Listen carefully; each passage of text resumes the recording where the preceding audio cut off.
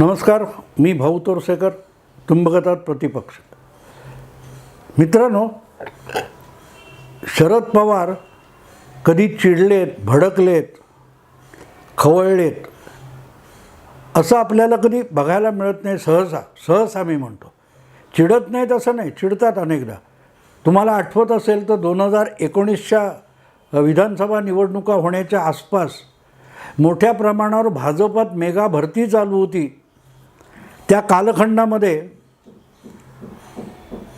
अनेक राष्ट्रवादीतले नेते, आमदार पक्ष सोडून भाजपात गेले होते. त्यामध्ये पवारांच्या नात्यातले असलेले कोणीतरी उस्मानाबाद, धाराशिवचे नेते होते आणि ते सुद्धा गेल्याची बातमी आलेली होती. आणि त्याच जवळपास कधीतरी एक पत्रकार परिषद होती आणि त्यामध्ये कोणीतरी असा प्रश्न विचारला पवारांना की आता तो तुमचे नातेवाईक पण तुम्हाला सोडून निघून जायला लागलेत. तेव्हा पवार खवळले होते आणि ते खवळले होते आणि म्हणाले, मी अशा नात्याचा काय संबंध आला, मी अशा प्रश्नांना उत्तर देणार नाही. आणि इतके चिडले होते की जर असे पत्रकार बोलवणार असाल तर मी पत्रकार परिषद घेणार नाही, असं त्यांनी पत्रकार परिषदेचं आयोजन करणाऱ्यांना पण सांगितलं होतं. खवळले होते, खूप खवळले होते. पण मी त्याचं समर्थन केलेलं होतं, कारण पत्रकाराने चुकीचा प्रश्न विचारला होता आणि मी तेव्हा त्याच्यावर ब्लॉग पण लिहिला होता की तुम्हाला राजकीय प्रश्न विचारण्याची मुभा असते, तुम्ही कुणाच्या व्यक्तिगत आयुष्यात घुसण्याचं कारण नाही. गेलेला कोणी नेता भले नात्यातला असेल, पण म्हणून नातेवाईक सोडून जायला लागले या प्रकारचा प्रश्न हा मुद्दाम बोचकारे काढणारा, मनस्ताप देणारा होता आणि तो प्रश्न विचारणं गैरलागू होतं. आणि म्हणूनच जो विषय राजकीय आहे त्यावर राजकीय प्रश्न विचारणं गैरलागू नाही आहे. पण व्यक्तिगत पातळीवर आणून शरद पवारांना मानसिक त्रास देण्याचा जो प्रयत्न त्या प्रश्नातून झाला होता त्याचा निषेध करणारा लेख मी लिहिलेला होता. आणि त्यावेळेला पवार कमालीचे चिडले होते. आणि मला वाटतं तेवढंच नव्हतं, नंतर देखील कधीतरी ज्या वाहिनीचा तो पत्रकार होता त्या वाहिनीवर पवारांची प्रदीर्घ मुलाखत घेण्यासाठी जे आमंत्रण दिलं होतं तिथेही बोलताना पवारांनी तो संदर्भ दिला होता, तुमच्यात पण काही लोक अशी आहेत दुखावणारे प्रश्न विचारणारी की त्यामुळे यावंसं वाटत नाही, असं त्या वाहिनीच्या संपादकाला मुलाखतीतून पवारांनी सांगितलं होतं. असे अगदी तुरळक प्रश्न तुम्हाला प्रसंग आढळतील की जेव्हा शरद पवार खरोखरच संतप्त झालेत, प्रक्षुब्ध झालेत, वाटेल ते प्रश्न विचारतात म्हणून. पण काही वेळेला त्यांचा संताप बरोबर असतो आणि काही वेळेला चुकीचा असतो. त्यामुळे चुकीच्या कारणासाठी शरद पवार खवळले असतील तर मग कोणाचा तरी बाण वर्मी लागलाय हे मान्य करावं लागतं मित्रांनो, मान्य करावं लागतं. अन्यथा पवार चिडले नसते. हे मी आत्ता तुम्हाला एवढ्यासाठी सांगतो, कारण असे जेव्हा प्रश्न असतात किंवा असे जेव्हा घटना असतात तेव्हा शरद पवार एक तर उडवाडी करतात, सारवासारवी करतात किंवा मग बगल देऊन प्रश्नाला निघून जातात. पण कुठेतरी भाजपचे प्रदेशाध्यक्ष बावनकुळे, चंद्रशेखर बावनकुळे यांनी असं वक्तव्य केलं की बारामतीची जागा भाजप 51%पेक्षा 50%पेक्षा अधिक मतं घेऊन जिंकणार आहे, असं बावनकुळे बोलले. आणि त्याचा आधार घेऊन बावनकुळे असं म्हणतात, तुमचं म्हणणं काय, म्हणून शरद पवारांना कुणीतरी प्रश्न विचारला तेव्हा शरद पवार जवळजवळ भडकले आणि ते चंद्रशेखर बावनकुळे यांच्या व्यक्तिगत आयुष्यावर घसरले. राग इतका अनावर झालाय की शरद पवार व्यक्तिगत पातळीवर उतरले. आपण दुसऱ्या पक्षाच्या प्रदेशाध्यक्षविषयी बोलतोय याचं भान पवारांना राहिलं नाही. त्यांनी चंद्रशेखर बावनकुळे यांना गंभीरपणे घेण्याची गरज नाही इथपर्यंत म्हटलं असतं तरी चाललं असतं.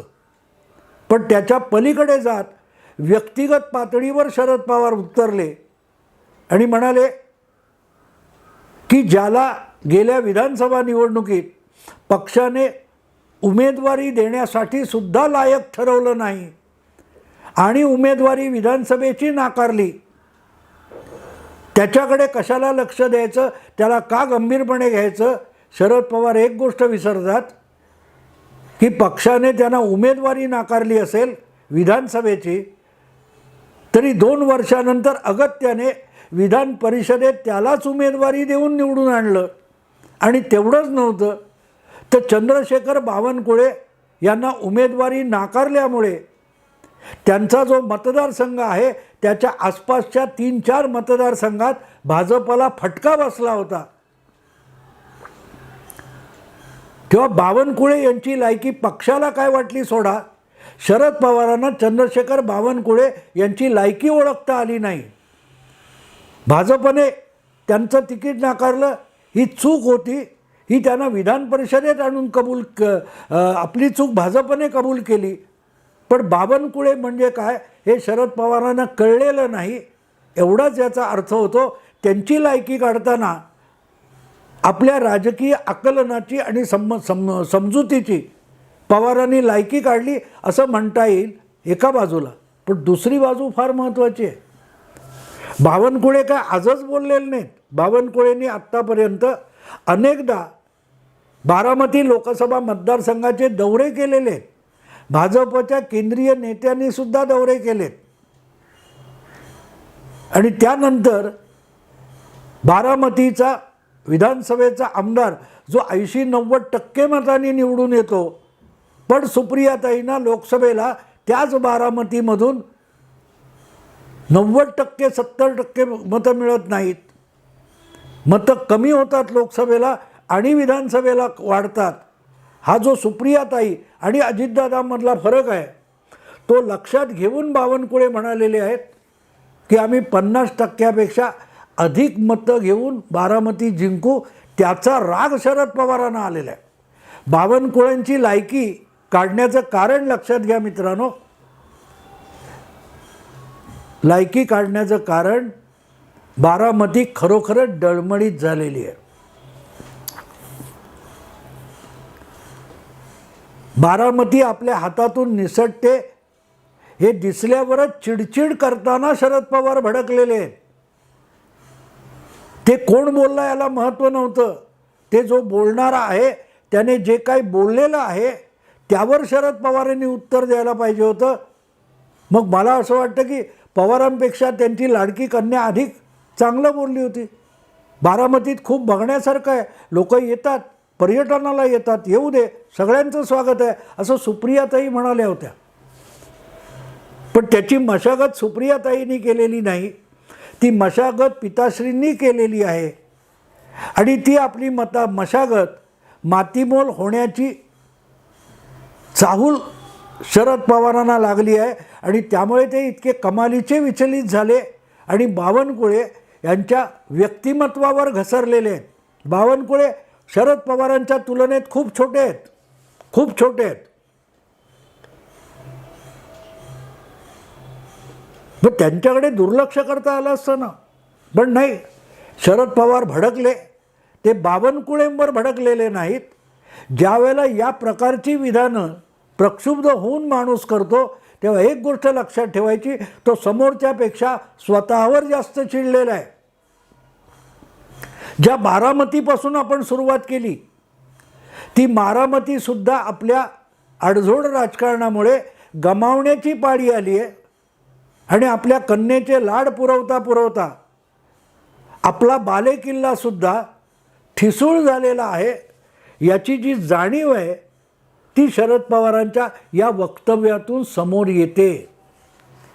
बावनकुळे जे काय बोलले हे दुर्लक्ष करण्याइतकं खरं असतं, दुर्लक्ष करण्याइतकं जर फालतू होतं तर शरद पवारांनी ते झटकून टाकलं असतं. पण नाही, बावनकुळेंचा बाण वर्मी लागलेला आहे आणि तो वर्मी लागला आहे म्हणून तर शरद पवार इतके विचलित झालेत. आणि त्या विचलित होण्यातून ते बावनकुळेंवर वैयक्तिकरित्या घसरलेत. पण त्यांनी एक गोष्ट लक्षात घ्यावी, ही बावनकुळेंना भाजपने तिकीट नाकारलं याची चूक विधानसभेची अनेक 2-3 जागा गमावण्यातून भाजपला मोजावी लागली होती. तेव्हा पवार समजतात तितका बावनकुळे हा कमी लायकीचा माणूस नाही आहे, कमी लायकीचा माणूस नाही. आणि तुम्ही ज्यांना तिकीटं दिलीत ते काय लायकीचे निघाले हे तुम्हीच सध्या सांगत फिरताय. छगन भुजबळांपासून त्या 40 आमदारांच्या विरुद्ध सुप्रियाताई आणि शरद पवार काय काय बोलतात सोडून गेलेल्या आमदारांच्याकडे, आमदारांच्या बाबतीत ते बघितलं तर शरद पवारांना आपल्या जवळच्या लोकांची लायकीसुद्धा किती ओळखता येते याचंही उत्तर मिळतं. असो, विषय शरद पवार का भडकते इतकाच आहे. आत्ता थांबलो. नमस्कार.